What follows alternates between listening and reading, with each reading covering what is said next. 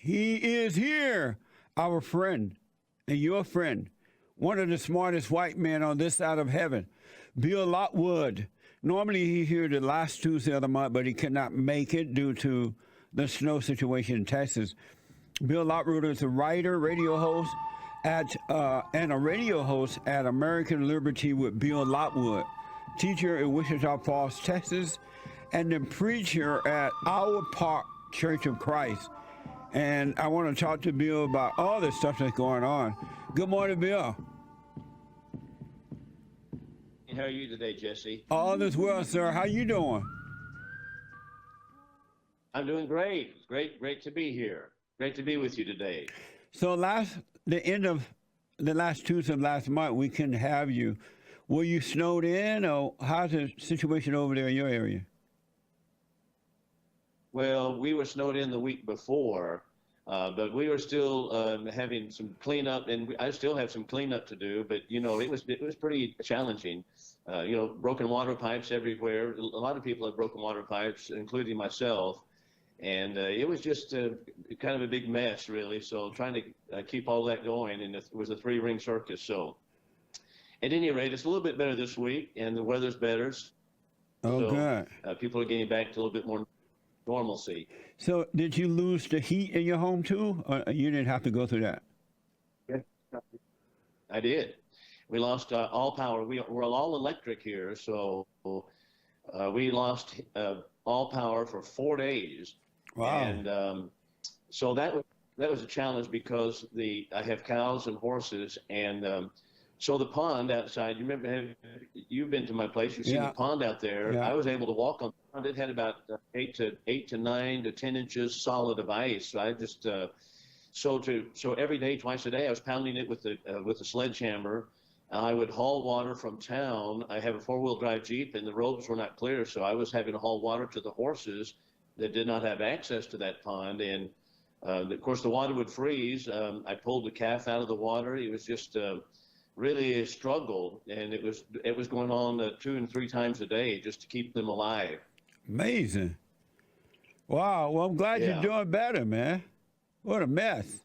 Yeah, it was pretty rough. I have neighbors lost cows and horses, so yeah. Let me see. This thing is not working well. It's the connection. Uh-oh. It's What? disconnection. Oh. It's always like this. Huh? It's always like this. It's always like this? Yeah. Okay, Bill. What's happening is... Do I need to speak up? Okay.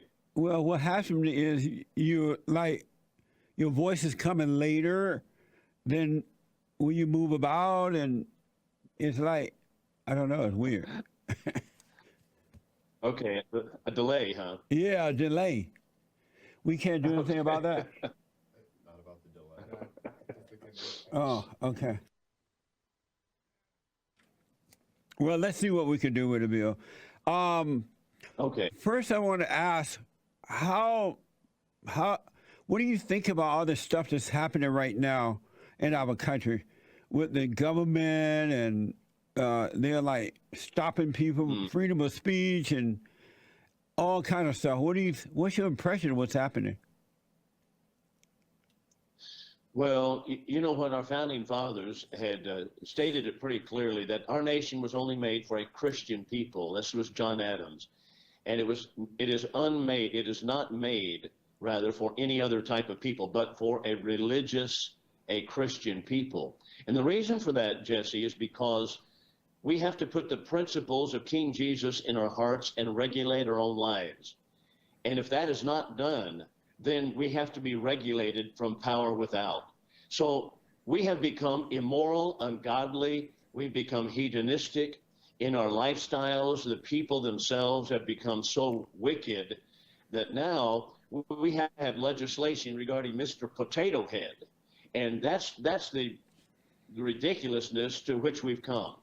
So we're talking about whether we have Mr. Potato Head or Mrs. Potato Head, and also making legislation as to whether boys and girls' toys can be kept together on shelves in different department stores. We have lost our way, and it's because we don't have the principles of King Jesus in our hearts. Yeah, because I noticed that more and more Christians are going along with all this stuff that's happening right now.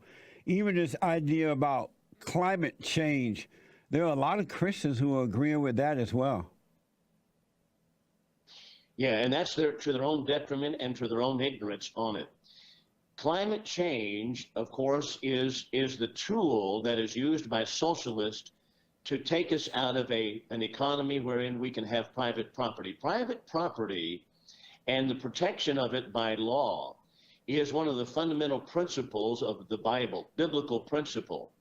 But climate change and those who are pushing it from the United Nations and the World Economic Forum and Klaus Schwab and others are very plain and very bold in their statements that this will erase any concept of private property, and we need to reorganize society from the top down and from the bottom up. So private property is going to be erased. Where do they get that idea? Karl Marx, the materialistic atheist of the 19th century, and the Communist Manifesto. This is what the global climate change is all about. And it's removing freedom from American and from people. So when Christians are jumping on that bandwagon, that is because they're moved more by the social impact than they are from what God has to say on the subject. And so why do you think, I've been told that even the Pope is going along with the climate change. This Pope is not a normal Pope. Why do you think he's going along with it? This Catholic Pope man, why is he going along with it? Well, this abnormal Pope Francis is a socialist, and he has shown his colors from day one. He's talked about the redistribution of wealth. There's a vast difference between assisting individually or congregationally monies to help the poor and help individuals, of course, which is our Christian duty. But God leaves it to us to make that decision. Yeah. He leaves it to us. He gives us the command to care for people. But what he does not do is empower a government to take money from you to give to me. That, number one, is not charity. That's theft. That is not your charity at all. Number two, it empowers a government to make decisions over your pocketbook, which our founders never intended. Consequently, this is what's happening in America. So many people who are Christians and call themselves Christians are completely ignorant of the Bible. It reminds me of what I see when I go to Walmart. People will have tattooed on their ankles and on their arms a Bible verse. That doesn't mean that they're Christians. It doesn't mean that, oh, okay, they're followers of God. Yeah. It means they're following the culture, tattoo something, and they think it's cool to have Genesis 1:1 tattooed on their arm. Yeah. More and more states, city and states are requiring adoptions organizations to accept LGBT applications. A New York Times, this is from the New York Times, Bethany Christian Services yesterday announced they would be providing services to LGBT parents nationwide, effective immediately amidst a legal battle. So this Bethany Christian, I had never heard of before that I'm aware of. One of the largest services that's been around for a long time.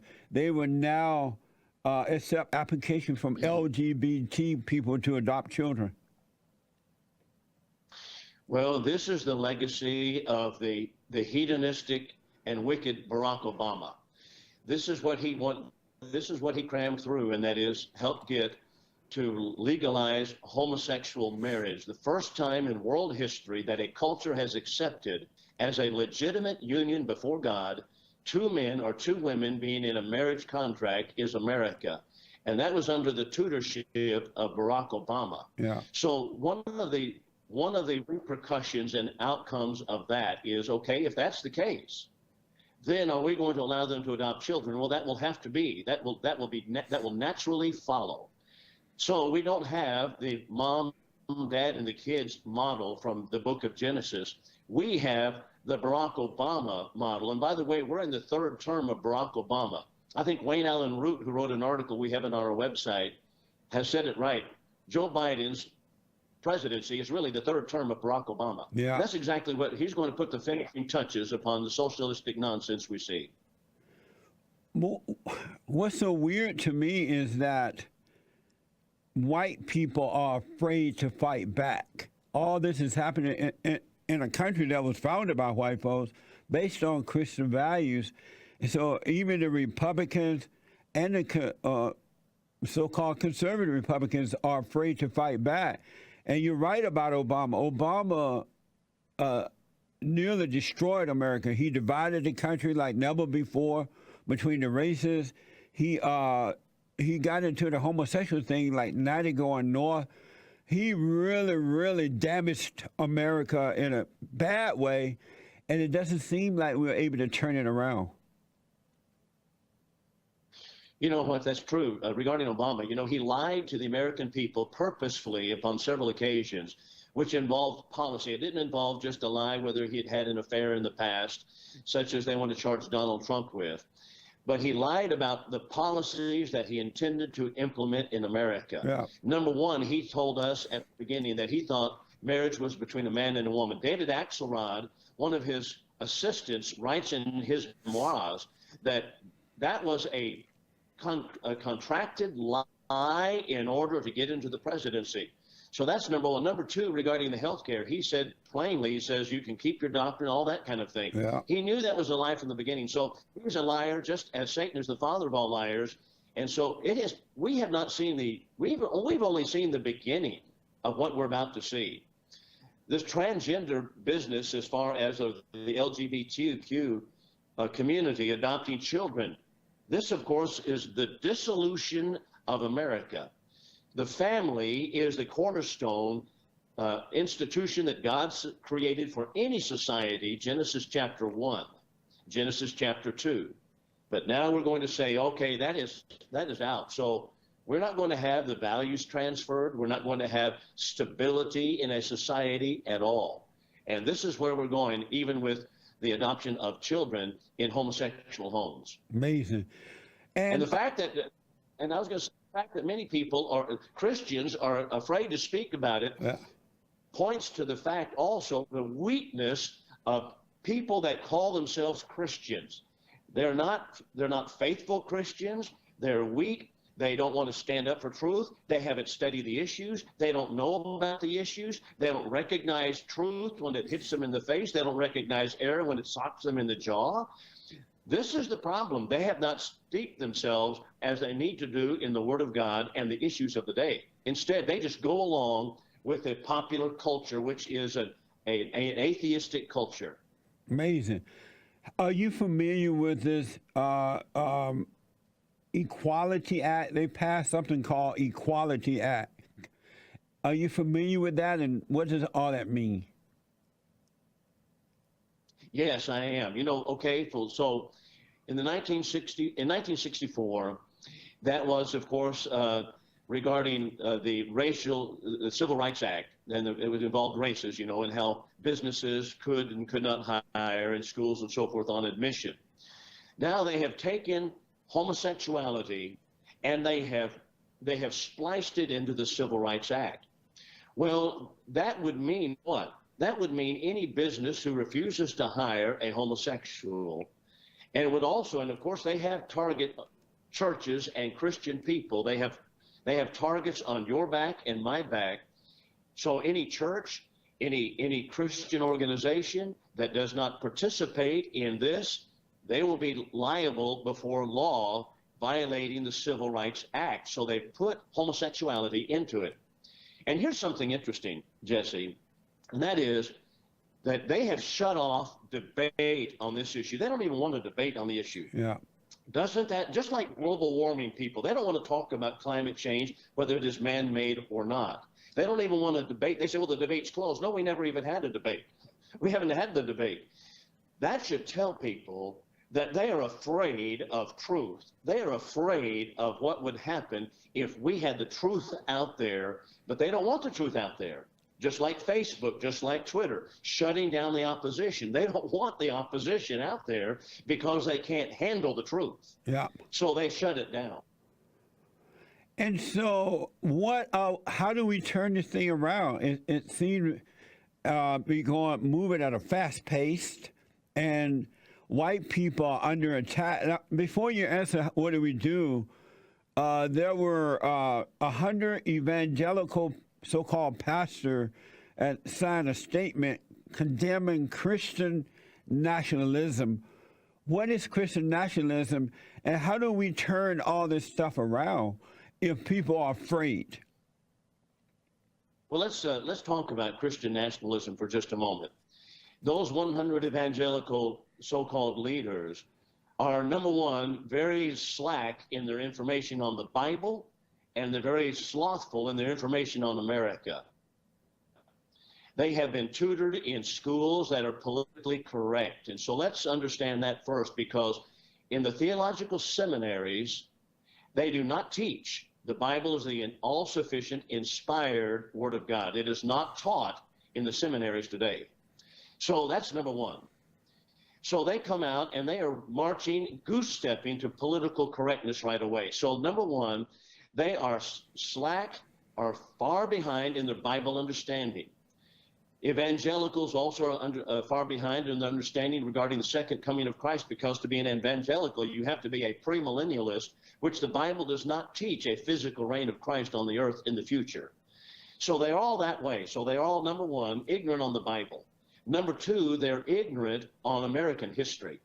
You know, the first time that I heard Christian nationalism as a thrust against people was coming from the Freedom from Religion Foundation, started by Dan Barker several years ago, and one of his writers talked about the horrors of Christian nationalism. What do they mean? They meant that anybody who believes that this is a Christian nation is a Christian nationalist, and they mean in the sense of we want some kind of a theocracy established whereby we will have rules from the Old Testament set in place, and the stonings of people who are homosexuals and so forth. Nothing could be further from the truth. That's not what a Christian nation meant. Right. It should be fascinating to people to learn the truth. And that is, our founding fathers spoke with one concerted voice that this is a Christian nation. What did they mean? They tell us what they meant. If we will go back and just read what they have to say, we can be out of the darkness immediately. But the Christian evangelical leaders don't want to go back and study that. Here's what the founders said. Paraphrasing generally, they said, it is the zone of order that was simply established upon Christian principles. That is to say, our society, the institutions of our society, are rooted in God-given principles: life, liberty, property, and that man has dominion over and is to subdue the earth. That is, we are to be ruling over the earth, in the sense that, not like the green climate agenda wants, that they rule over us, that is the green energy, and we're just a strand in Earth's web. No, we have dominion over the earth. That's all that the founders meant by it, and that we're to be ordered by those Christian principles in our society. It had nothing to do with whether we want to have a state church. It had nothing to do with whether we're a theocracy. But that's what the evangelical leaders somehow think, that people who say this is a Christian nation or was established to be a Christian nation, that supposedly is what they think, that we want some kind of a Christian nation, that we want a theocracy or an established church. Nothing could be further from the truth. So they're ignorant of the Bible, and they're ignorant of the founding of America. Amazing.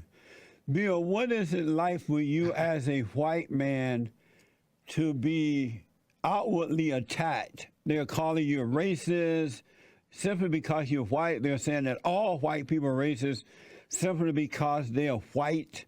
They even say that to study math is racist. They are in Massachusetts. They are getting rid of the smart classes because they said there are too many white kids and Asians, and fewer blacks are in those classes. They're erasing everything that's good about this country and bringing people down to the low level of black people, to make the blacks feel good about being wrong and not really doing for themselves. And What is that like for you in America, being outwardly attacked in that way? Well, you know what? Becoming a Christian and becoming a preacher and speaking out on the issues of the day, I'm used to those attacks. I've been attacked all of my preaching career. And so I'm used to those kinds of attacks, whether it be that kind of attack or an attack on different doctrinal positions or people standing up and saying, I don't know what in the world I'm talking about. But so it doesn't bother me. I hate it. I hate it for America. I hate it for the descendants that we have coming along who are not going to be able to. But I suppose that it's just to me a sad commentary on where they are. When people make those kinds of comments, I just recognize that those are of Satan, that they don't come of God. It shows their low level of thinking, and they're not able to put two and two together. And to use the math illustration, they're just not able to do it. And it makes me sad. But I know that they are ignorant of the Bible. I was thinking about that too, is that you would think that the blacks would be outraged that these people, they are like outwardly saying, well, the blacks are not capable enough to become smart. They are not capable of building a business or getting a job. So we're going to have to get rid of all the hardworking, smart people so that we can make the blacks feel better, I guess to feel better about themselves. But the blacks are not embarrassed by that. They seem to be proud of it. They're outwardly saying that the blacks are dumb. You know what? That's a great point. If you look back to the slavery years in America, many of the whites would say, the blacks are not capable of maintaining themselves in society and ordering themselves, and so they can't take care of themselves. Yeah. So we have to. So that was that. And boy, I tell you, they recoil at such a comment. But now they have the same position as the slaveholders had in 1840 America by saying that the blacks are not able to advance in schools, that they're not able to advance in jobs, that they must be on welfare. So we have to have all of the blacks on welfare because we have to take care of them from the big house in Washington, D.C., the government. What's the difference? What's the difference? There's no difference at all. Why do you think why do you think the blacks are not embarrassed by that? They seem to be proud of it. Why do you think they are not embarrassed by it?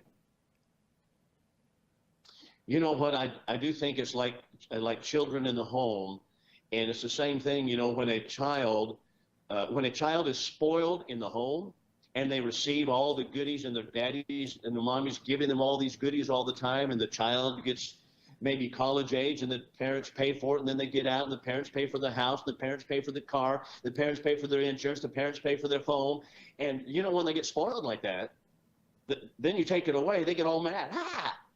And they don't even want to see the truth that they're spoiled. Yeah. And that's exactly what we going on in America. We've kind of bought the entire minority culture with government caretaking, and they're spoiled, and they just don't want to see it. Okay, I'm going to take care of myself. So how do we turn this around? That's a good question, Jesse. I think there's only one answer. And that is people need to repent before God of the sins in which we have committed. And I'm speaking even about socialism as being a sin and a crime against God. Yeah. Socialism steals from one person and gives to another. It is theft.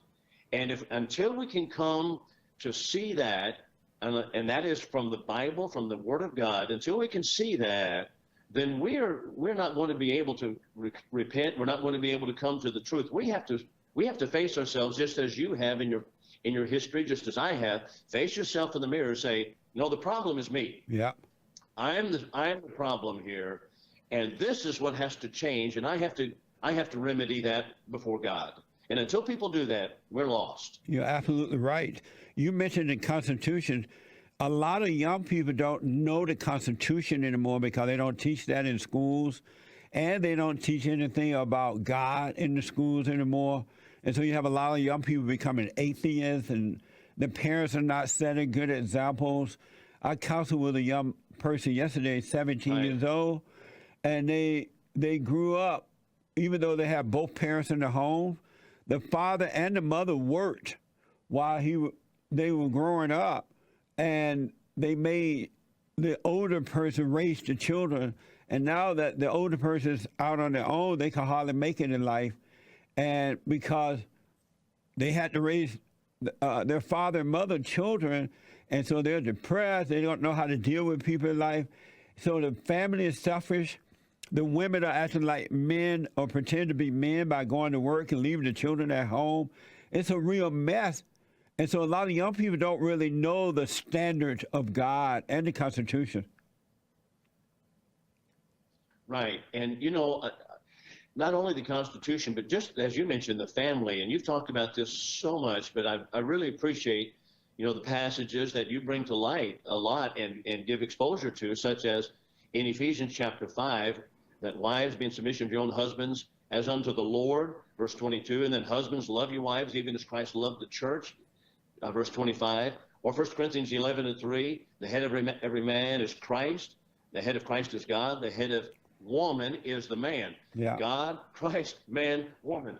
And that's God's order. Yeah. And if we're going to be so bold as to cast it aside and say, you know what, that is not for us today, we're going to see upheavals in society just as we do today. Yeah.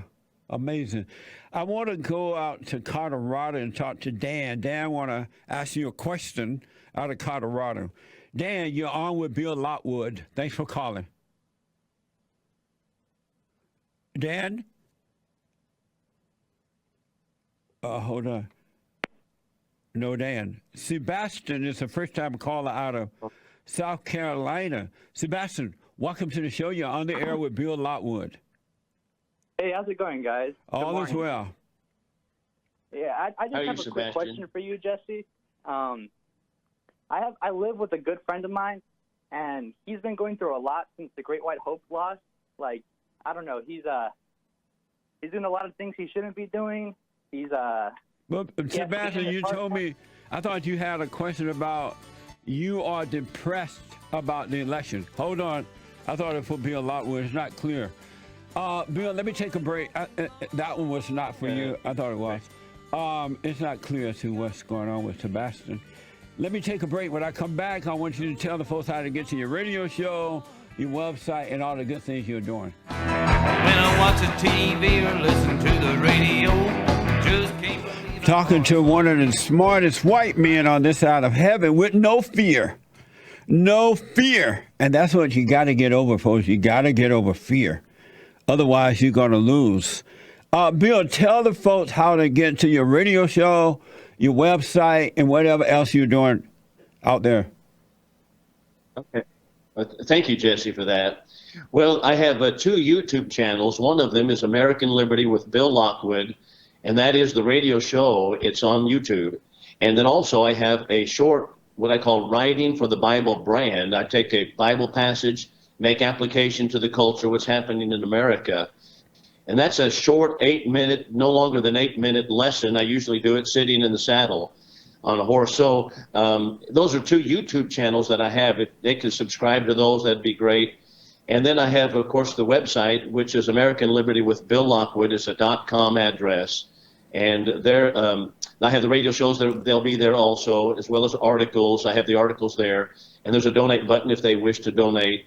And so those are the avenues I do. And then, of course, the radio show is out of Wichita Falls, News Talk 1290, and then Lubbock and Abilene as well. Well, I want to encourage them to donate because you're doing amazing work. And we got to support each other when we see someone trying to do the right thing, to stand up to all this stuff. We got to support them. I believe Dan is the same first-time caller. Is Dan the first-time caller that we just tried to get?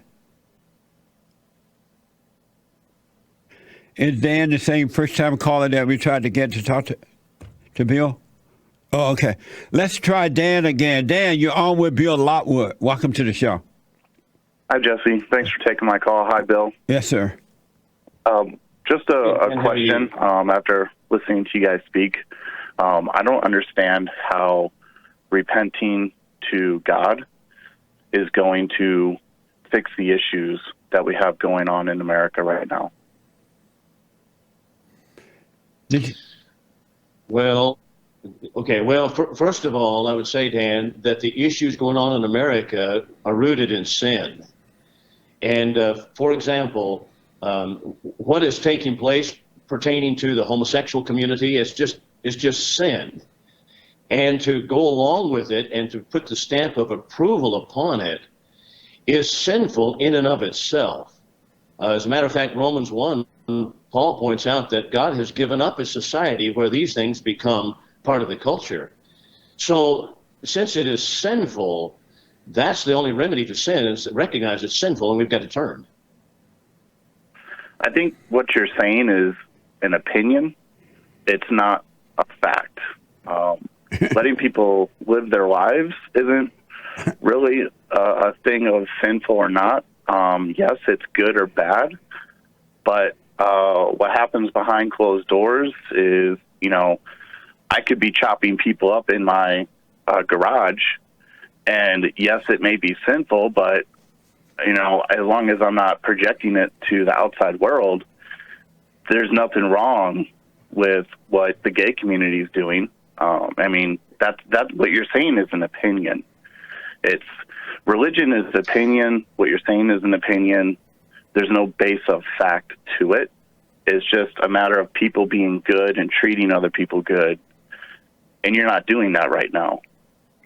You're projecting your evil onto a group of people. So you're saying that some things are good and evil. That's an opinion also then, isn't it? So I want to ask you, what is the basis for your belief that some things are good and some things are evil? But before that, let me also mention this, Dan. What is morals based upon? Personal belief. What is the absolute moral? All right, that's your opinion. Personal belief. Your personal opinion. So you have just jettisoned any moral, period. There's no morality. Absolutely no morality. Nothing right, nothing wrong. So you can't even speak about right and wrong. Sure I can. You can't talk about good and evil. I know the difference between right and wrong. I know the difference. You haven't lodged in any kind of eternal morality. You haven't lodged in anything that is solid. It's your opinion. My opinion may be that cutting up children would be fine. What are you going to say? How would your opinion say, no, that's wrong? What are you going to say about that? Your opinion is what is relatable to racism. People say racism is bad, and everybody, the majority of, I would say, the outspoken American is against it, just the same as the majority of outspoken Americans are against what you're saying about the gay community. Live and let live. You should love everyone, and you do not love these people, and that's the problem. Yeah. Dan, that is so bizarre. You don't know anything about me, and yet you say have no love. I you know what? I love people. You say it's evil, but at the same time, Do you love evil? I love people. I don't love evil, but I do love people. But I'll tell you one thing: I do know what sin is. You should love everyone, and I do call it out. But this has nothing to do with my feelings for people. This has to do with whether or not you believe that there is an eternal moral standard. That's where we're going to keep you right here. You tell me, what is the standard by which you will assess anything as right or wrong? All you have so far is public opinion, and public opinion changes. Dan, let me ask you this. Where do you get the opinion from that religion is just an opinion? Where do you get that from? Because it's made up. How do you know that? It's just made up. How do you know that? There's no proof it's not. How do you know there's no proof it's not? Show me the proof. How do you know there's no proof that it's not? I've never seen, read, heard any proof that religion is not made up. Amazing. So were you raised by both parents, father and mother? Yes. And they did not believe in God either? They raised me Christian. They raised you Christian, so you were a Christian at one time? Correct. And then what happened along the way? I just grew up and came into my own beliefs and my own understandings of how the world works. And so what convinced you that there is no God? Science. Science convinced you of that? Yes. Oh, amazing. And so, you want to say anything to that, Bill? Oh, there's so much to say here that, number one, science cannot even address the question of whether there's God or not. Science doesn't even touch that issue. That's an assumption that is made by scientists, but it has nothing to do with science. Number two, this is the problem wherein we don't have open discussion regarding the Bible and the existence of God. This is what happens when there's no debate, it's all closed discussion, there's no open discussion. The belief and the understanding that God exists is defensible in an open debate, and the Bible is easily defended as a document that comes from God, and the inspiration of the Bible is easily established if we had time to sit down and have discussion. But these things are never discussed. People don't discuss them. We don't have anything to do with it. And the idea that science somehow disproves anything has nothing to do with science. Yeah. Dan, how old are you? I'm 32. And so were you closer to your father or your mother while growing up? My father. And what does he say? Does he know you don't believe there's a God? Is he aware of that now? I don't really talk to him about it, no. Why not? It's just nothing, I really talk to him about. Why not? If your father was a good example of a Christian and now you've turned away from it, why don't you talk to him about it? Because I don't want to, I don't want to step on his beliefs. He believes what he believes in. I love him. I accept, whatever he does. I don't want to argue with my father. But what makes you think you're going to argue with? You say you were close to him growing up, and he is a Christian, and you decided not to be one, that there is no Right. God. Why would you be stepping on his toes? When did he want to know about that? I don't think so. He seems to accept me as I am. It's just nothing that we bring up. But if he doesn't know about it, how can he bring it up? You haven't told him. Right. I've never had that discussion, so It's kind of interesting that you have not had that discussion with him. Yeah, I mean, we agree on a lot of other stuff. It's just not important to me. So I guess that's why I've never talked to him about it. Have you talked to your mother about it? No.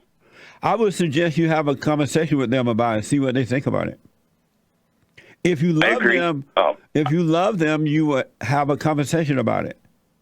I could try that, but what I really want to understand is why we are not accepting the gay community for who they are, and why we're trying to outcast them as a separate group of people that are evil when they don't belong in an evil category. When you say we, who are you referring to? You, Bill, not me specifically. I may be using the wrong word of we, but Christians in general. But Christians don't hate the homosexuals. They just don't agree with it. And they're showing love by not agreeing with the wrongdoing, but they don't hate them. And it's the radical homosexuals who are trying to force that upon the Christians, and the Christians are just pushing back. Do the radical homosexuals hate the Christians by trying to force it on them? I would say yes. I agree. We shouldn't give in to any kind of radicalism, but if you're more open to the idea and accepting of it, there's less fighting and there's less friction between groups of people. But Christians can't accept what's wrong, because if you accept it as a right, then you don't show love to the ones that are wrong. How would they find their way if the Christians go along with wrongdoing? It's like allowing your kids to be wrong and not trying to correct them while raising them, and they go out into the world as adults and they become nutcases. I don't think people are becoming nutcases out there. There's a lot of Look how nutcases, bad but- the world is now because the parents are not responsible for their children. They're not setting good examples. As Bill talked about, the Christians are as bad as the non-Christians because they're not setting good examples for the children, and now the world are using them for destruction. I think you and Bill have very good ideas, and you're doing a great job with what you're doing. But when it comes...